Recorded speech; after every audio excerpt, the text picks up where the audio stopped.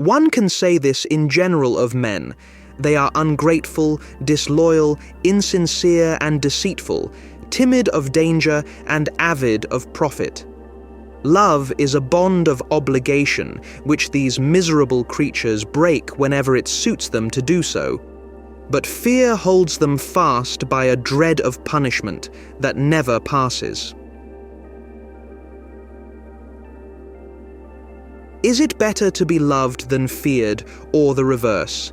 The answer is that it is desirable to be both, but because it is difficult to join them together, it is much safer for a prince to be feared than loved if he is to fail in one of the two. Let no one oppose this belief of mine with that well-worn proverb, "He who builds on the people builds on mud." Experience shows that those who do not keep their word get the better of those who do. If you need to conceal a fact with words, do it in such a way that it does not become known, or, if it does become known, that you have a ready and quick defense.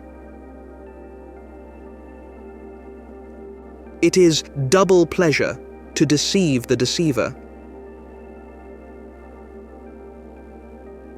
Men are so simple and yield so readily to the desires of the moment that he who will trick will always find another who will suffer to be tricked. Success or failure lies in conforming to the times. Whosoever desires constant success must change his conduct with the times.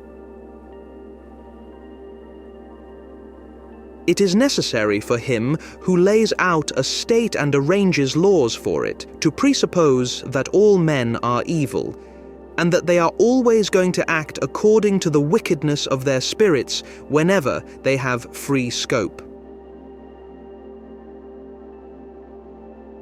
So long as the great majority of men are not deprived of either property or honor, they are satisfied.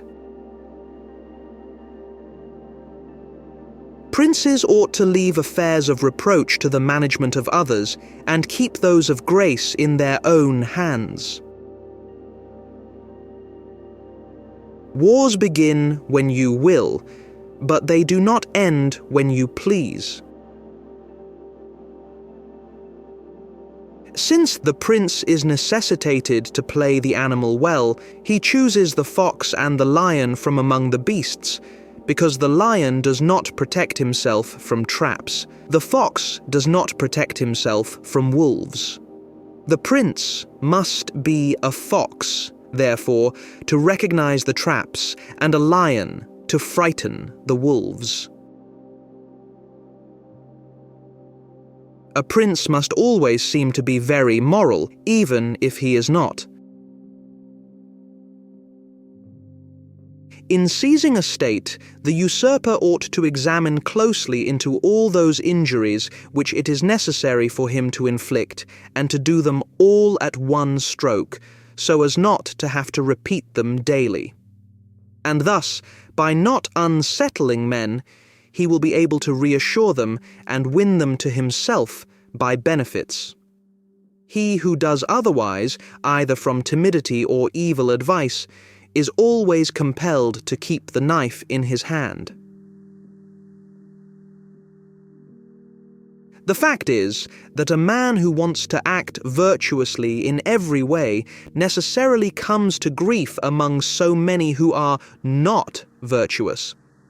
Therefore, if a prince wants to maintain his rule, he must be prepared not to be virtuous.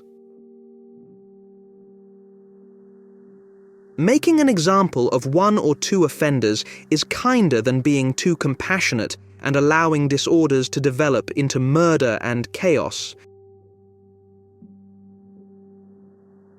The first method for estimating the intelligence of a ruler is to look at the men he has around him. There are three kinds of intelligence. One kind understands things for itself.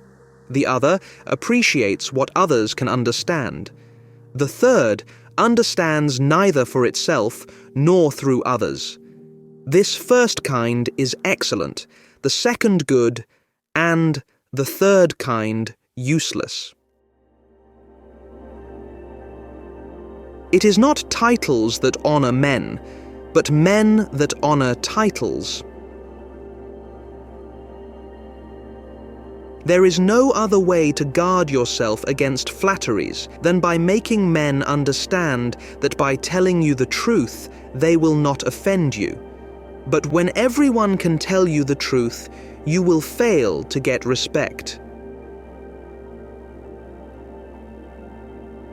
How we live is so different from how we ought to live, that he who studies what ought to be done rather than what is done will learn the way to his downfall rather than to his preservation.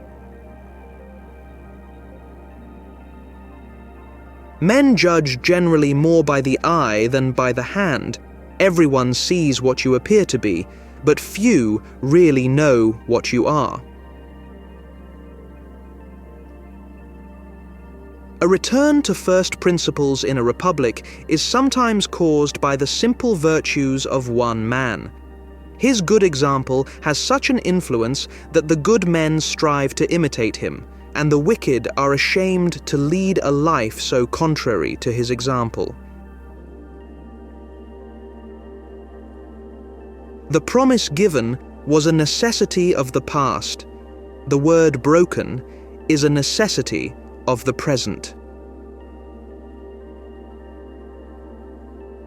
The best fortress is to be found in the love of the people, for although you may have actual fortresses, they will not save you if you are hated by the people.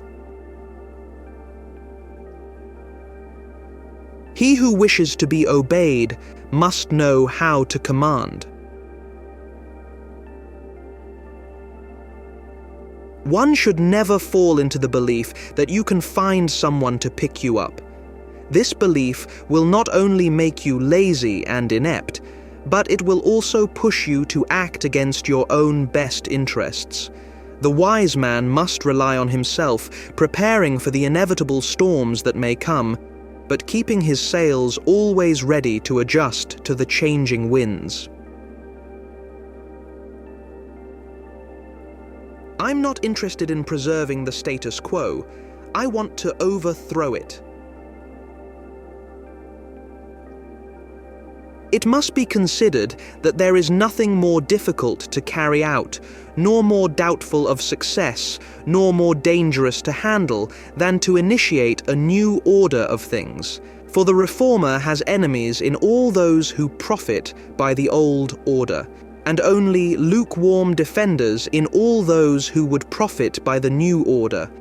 This lukewarmness arises partly from fear of their adversaries, who have the laws in their favor, and partly from the incredulity of mankind, who do not truly believe in anything new until they have had actual experience of it. Before all else, be armed.